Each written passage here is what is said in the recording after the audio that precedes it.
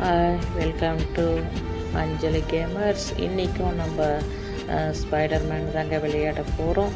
செம்மையாக விளையாட போகிறோம். வாங்க அடுத்து பாருங்கள் எப்படியெல்லாம் உட்காந்து பார்க்குறாரு. அப்போது எந்த பக்கம் போகலாம் அப்படின்னு யோசிச்சுட்டே இருக்கிறாரு.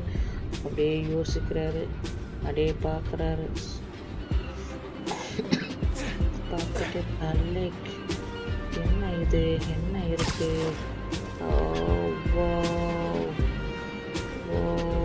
அடுத்து என்ன இருக்கு, சுற்றி சுற்றி பார்க்குறாரு. வெறும் எதுவுமே இல்லை. எப்படி போகிறது,